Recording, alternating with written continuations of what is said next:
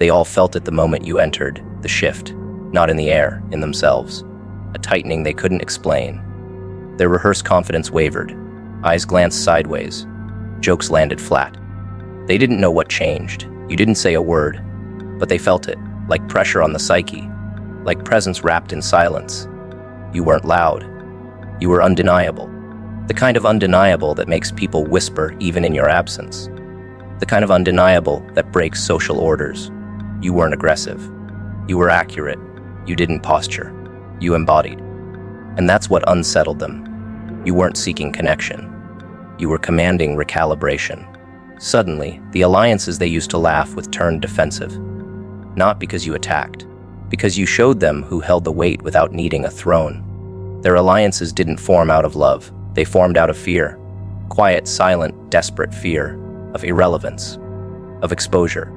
Of being measured against someone no longer playing by their rules. Your energy didn't compete. It made comparison look pitiful. You didn't undermine anyone. You just outgrew every room that still believed influence was about volume. And when you walk in fully aligned, clear on who you are, clear on what you won't tolerate, it's like a mirror gets held to everyone else. A brutal, unfiltered mirror. Some try to mimic it. Others pretend it doesn't exist. But the smart ones, they panic because they know instinctively that this kind of presence can't be manipulated. It can only be survived. You've become the kind of person they can't gossip out of relevance. That's the part that stings them the most. They used to be able to dismiss people with a smirk, collapse reputations with a whisper, but not you. You've removed the handles from your character. You gave them nothing to grip. You're not perfect. You're just unavailable for distortion. You're not trying to be liked. You're trying to be whole. And wholeness terrifies those who only feel powerful when others are fractured. So they panic, they huddle. They create narratives to justify why your presence disturbs them. But behind all their storytelling lies a single truth. They can feel your center. And they have nothing to anchor theirs against it. They can't decode you. That's why they need each other now. Not for friendship, for strategy. To combine perceptions and stitch together a version of you that feels manageable. Because alone, none of them can read you. And people fear what they can't read. You smile, and they overanalyze it. You leave, and they question their own value. You say little, and they hear everything. You've made silence sound like a sermon. And in a world addicted to noise, that's spiritual warfare. So they form collectives, not to elevate, but to shield. Shield themselves from the realization that everything they projected onto you is echoing back as inadequacy. Your energy didn't bruise them. It revealed them. You didn't show up with a warning. You showed up with results. That's what made their alliances necessary. They needed each other to feel tall again. You stood alone and made it look like gravity favored you. You didn't speak against them. You simply didn't need them. And indifference is power, not cruelty, not distance, but an unshakable detachment from needing anything they once weaponized. That broke the unspoken agreement. The one where you played small so they could feel big. You didn't announce your withdrawal. You just stopped handing out emotional discounts. And when the energy shifted, they didn't know how to function without your previous insecurity feeding their illusion of superiority. They all felt the moment you stopped over-explaining. That's when the real tension started. Because your old self would have clarified every boundary, softened every truth, buffered every no, with a smile.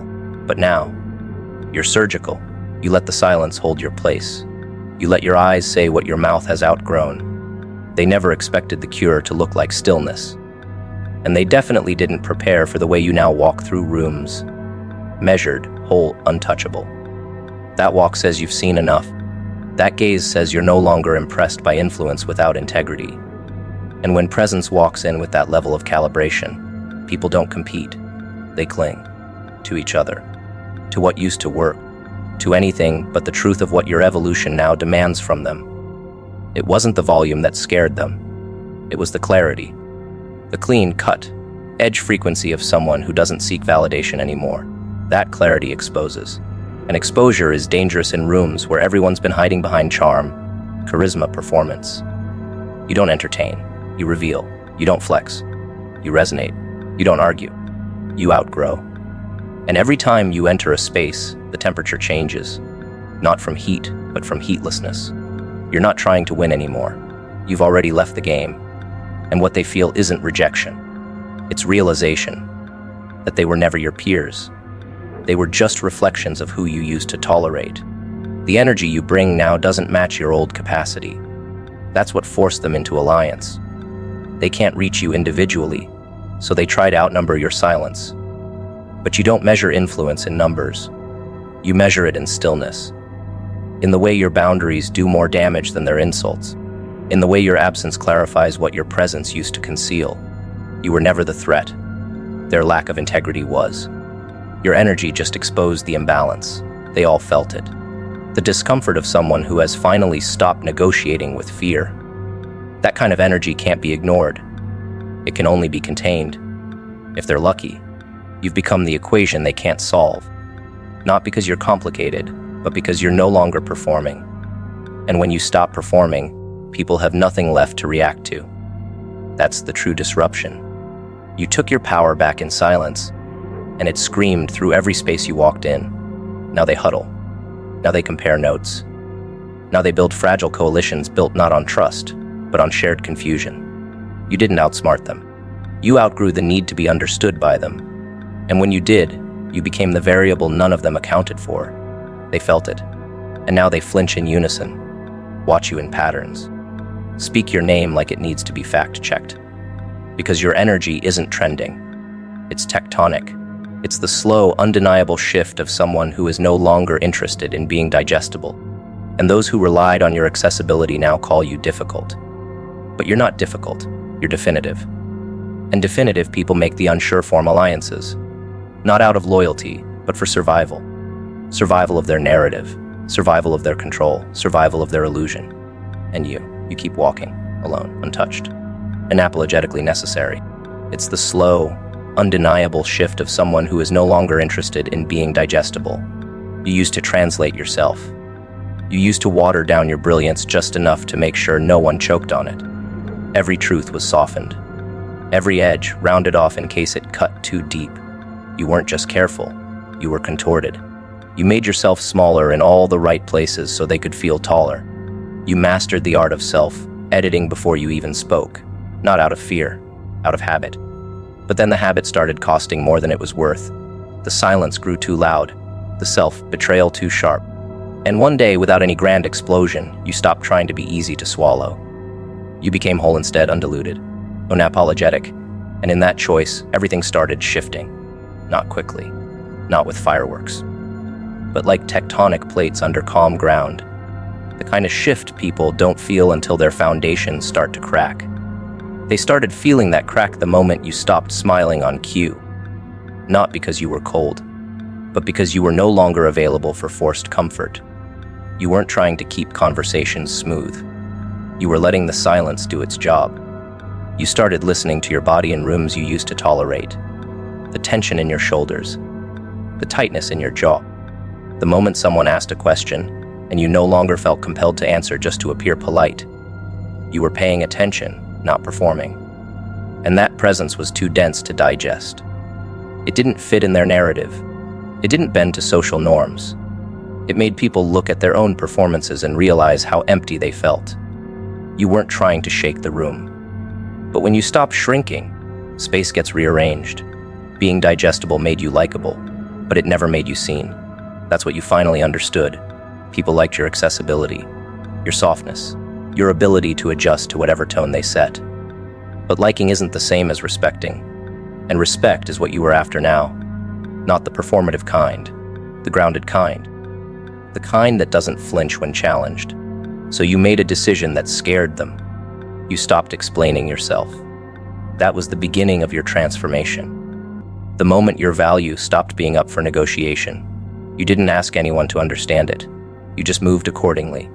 And that movement, that subtle but firm shift, became threatening to anyone who relied on your confusion to feel comfortable. You no longer care to be understood by people who choose comfort over truth. You realize their confusion was never your problem. It was their refusal to meet you at depth. You used to think clarity required agreement, that your message had to be received to matter. But now you know better. You don't speak to be approved. You speak to stay aligned. You don't walk into rooms hoping to be invited. You walk in knowing you belong whether they accept you or not. That kind of energy doesn't sell well in fragile environments. And so you became the outlier, the misunderstood one, but also the one they talk about in private, the one they study, the one they can't categorize, because your energy refuses to be digested. It demands to be respected or left alone. You've become a mirror they can't sanitize. That's why they call you intense. Why they whisper about how you've changed. Because when someone stops being digestible, people who've never tasted the truth start choking on it. You didn't get louder. You got accurate. You stopped cushioning your boundaries with disclaimers. You let your disappointment be visible. You stopped laughing at things that weren't funny just to keep the tone light, and people noticed. Not because you made a scene, but because you removed the sugarcoating they had grown dependent on. Now, every interaction feels different, less predictable, less comfortable, more real, and most people aren't built for real. They're built for rehearsal. You broke that rhythm. Your stillness became confrontation. Because when you stop performing, others are forced to confront their expectations. You didn't become cold, you became sovereign. And sovereignty isn't digestible. It doesn't bend to tone policing or emotional guilt tripping. It exists without apology. And when you entered spaces with that energy, alliances started forming. Not to welcome you, to explain you, to dilute your presence back down to something familiar. But you've outgrown familiarity. You've stopped needing to be palatable. And when you gave up being easy to chew, people who couldn't handle substance spat you out. That's not rejection. That's refinement. There's something terrifying about someone who speaks without seeking reassurance. That's who you are now. Someone who doesn't rephrase the truth to soften its weight. Someone who trusts the pause after they speak more than the approval that might follow. You didn't learn this in a book. You earned it. Through every moment where you swallowed discomfort just to keep peace. Through every conversation where you nodded when you should have walked out. Through every friendship where you became the digestible version of yourself, just to maintain harmony. But harmony at the cost of self is chaos in disguise. You finally saw through that illusion. And in doing so, you changed frequencies. You stopped operating on expectation. Now you operate on alignment. You've stopped dressing your instincts in costumes. If something feels off, you honor it. If something feels wrong, you leave. No justification, no committee, just self-trust. That's what makes you dangerous now. You've reclaimed the emotional energy you once spent on making others comfortable. And you've reinvested it into clarity, into presence, into becoming. Not becoming better for others, but becoming whole for yourself. Digestible people don't scare anyone, but whole people. They rewire the room. And that rewiring makes people panic, because your clarity reveals their confusion. Your silence reveals their noise. Your no reveals their dependence. It's not arrogance that unsettles them. It's your refusal to shrink. Your refusal to dilute. Your refusal to apologize for your clarity. That refusal rewrites power dynamics without needing confrontation. You didn't need to prove anything. You just needed to stop auditioning. And when you did, everything changed. Not because you tried to dominate, but because you finally stopped giving them the tools to diminish you. You aren't trying to make yourself easy to understand anymore. You're trying to live in a way that makes misunderstanding irrelevant. You were paying attention, not performing. That's why they got uncomfortable. You weren't nodding politely anymore. You weren't mirroring their tone to keep the peace. You were watching, listening, absorbing every word, every pause, every subtle shift in body language that revealed what their curated sentences tried to hide. While they were busy managing optics, you were tracking patterns. While they tried to come off warm, you saw the cold calculation behind their smiles. You didn't interrupt. You didn't react. You didn't flinch. Because you weren't there to participate. You were there to observe. That's what broke their rhythm. You didn't give them the validation loop they depended on. You just kept gathering truth until the illusion collapsed under its own weight. Most people only know how to interact with mirrors. That's what you were to them before. A perfectly reflective surface, bouncing back their expectations, their mood, their insecurities dressed up as jokes. But once you stopped performing, The mirror shattered, and in its place stood a witness. Someone who didn't flinch when the tension rose. Someone who didn't fill awkward silences with reassurance. Someone who didn't take on their emotional weight just to keep the energy light. You were no longer playing the part. You were studying the script. You were done pretending not to notice how often they changed their stance depending on the room. And that level of presence, it's unnerving for people who rely on performance to survive. You weren't giving them the emotional cues they were used to exploiting. The polite laugh, the soft follow-up, the gentle redirect. You let moments hang. You let words land. And that created a kind of pressure they weren't built for. Because they weren't used to being seen without being worshipped, without being managed. You stopped managing them. You let their contradictions speak for themselves. You let the room sit in its own static. And that silence, that pause between your listening and your response, it became a mirror they couldn't avoid. They started stumbling over their own sentences, overcorrecting, rambling, because they suddenly realized they were no longer in control of how they were being perceived. This version of you doesn't exist to be digestible. It exists to be present, and presence is threatening to the performative. You used to mistake emotional labor for connection. You used to think being understanding meant overextending. But now your understanding has boundaries. It sees through things without needing to carry them. You see the wound, but you don't offer your body to stop the bleeding anymore. That difference, it rewrites the relationship dynamic completely. Because people who are used to being the center can't stand when you no longer orbit. You've stopped orbiting. You've become your own gravity. They feel it even if they don't know how to name it. And so they call you distant, cold, changed. But you're not cold. You're clear. You're no longer emotionally available to manipulation. And that shift has made you unreadable to the very people who once thought they knew you best. They can't track you now. They don't know which version of you they'll get, because all the versions they rehearsed for were versions you've outgrown. You're not angry. You're not defensive. You're just awake. And when you pay attention instead of performing, people who are performing don't know what to do with you. Because performance only works when there's a reactive audience. You stopped clapping. You stopped nodding. You stopped engaging the way you used to. And in that refusal, you shattered the shared script. They can't weaponize your empathy anymore. You still have it, but now, it's disciplined. You're aware of the space between care and self-sacrifice. You've stopped giving people the benefit of the doubt just because they wear emotional language well. You're no longer fooled by vulnerability that's been rehearsed. You're paying attention to the energy beneath the story, to the consistency behind the apology, to the pattern, not the pitch. And that kind of discernment, it can't be manipulated. It can only be avoided.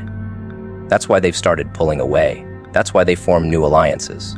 Because deep down, they know the performance won't work on someone who isn't pretending anymore. You used to enter rooms looking for connection. Now you enter looking for truth. You don't adjust your tone to match the temperature anymore. You don't dilute your thoughts just to keep conversations light. You've become fluent in silence, comfortable with discomfort.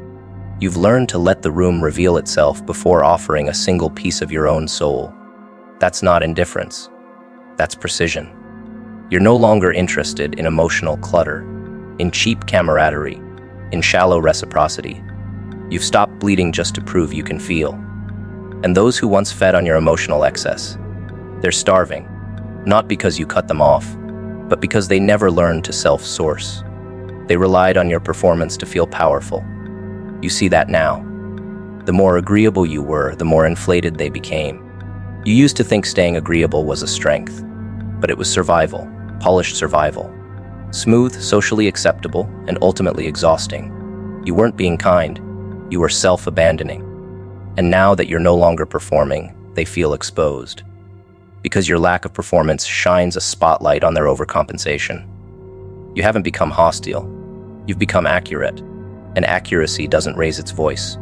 It just removes the mask. No warning, no explanation, just revelation. You don't interrupt people anymore.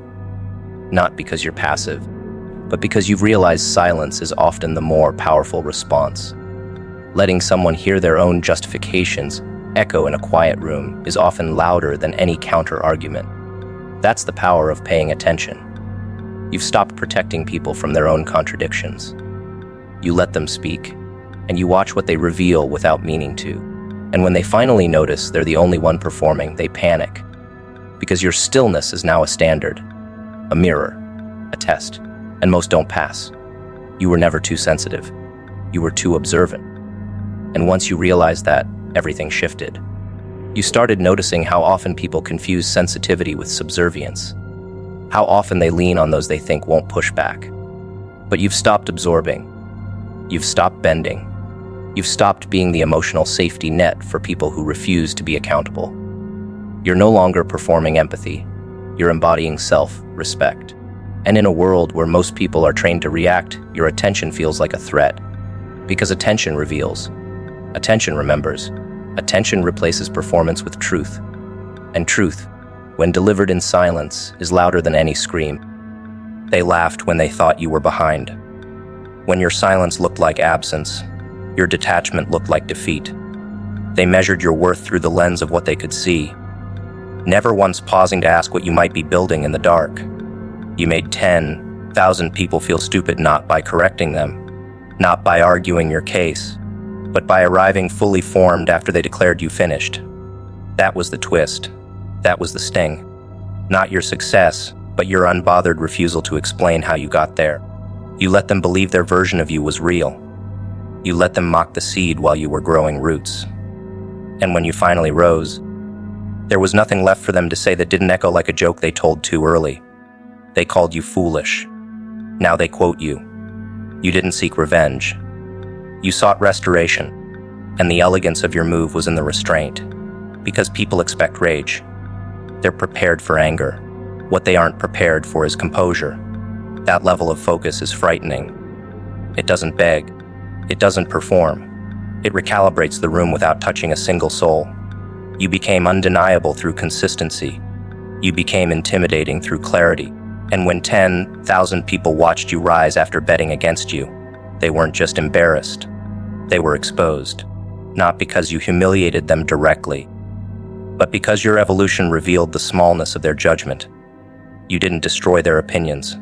You made them irrelevant. There's something terrifying about a person who no longer reacts. You used to flinch at their criticism. You used to adjust your truth to avoid their disapproval. But not anymore. Now you walk into the same rooms that once ridiculed you, and you walk in calm. And that calm rewrites history. People remember who doubted you. And when they see you unfazed, they remember how loudly they laughed.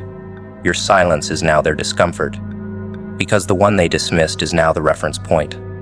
The new standard. The living proof that some people don't need revenge when their very existence is a correction. You didn't outtalk them. You outlasted them. While they were loud, you were disciplined. While they performed, you progressed. And when it came time to deliver, your work made the noise for you. You didn't need applause. The evidence stood in your place. That's what makes 10,000 feel foolish at once. When the target of their doubt becomes the blueprint they now try to mimic. They study your steps in secret. They echo your words without credit. But it's too late, because evolution, when earned in solitude, comes with a quiet kind of vengeance. Not the type that burns bridges, but the kind that builds kingdoms on the ashes of doubt. They underestimated you because they were measuring you through their own limitations. They couldn't imagine doing what you did because they wouldn't survive what you endured. They assumed your stillness meant you were lost. But stillness isn't weakness. It's preparation. And while they counted your silence as a weakness, you were recalculating, gathering data, watching their patterns. And when the time came, you moved with such precision, such simplicity, they didn't even realize they'd already lost. By the time they saw you, you were already too far ahead. And the only thing left for them to do was shrink in the shadow of what they mocked. Public humiliation only works on people who need the public. You no longer needed the audience. That was the plot twist. They embarrassed you in front of others because they thought that was your fuel. But when you detached from their narrative, their stage collapsed. They shouted into a void and heard nothing back. And that echo was humiliating, because what they feared most wasn't your anger. It was your independence. You were supposed to stay small so their egos could feel tall. But now they scroll in silence, watching someone they tried to erase become the story they can't stop retelling. In whispers, in envy, in awe, you gave them every chance to understand. You were patient. You over-explained. You softened your strength so they wouldn't feel insecure around it. But they mistook your compassion for confusion, your grace for weakness. That was their mistake. They built their opinions with arrogance, not accuracy. And when the final version of you stepped out, you didn't need to justify your transformation. You simply existed. That presence made them rethink everything they said, everything they assumed, everything they laughed at. You became the mirror they avoided, and the reflection, it was brutal. Because now the punchline is gone, and all that's left is the truth they never saw coming. They wanted to define you early so they could dismiss you comfortably. It's easier to mock what you don't understand. It's easier to ridicule a story when you're only reading the first chapter.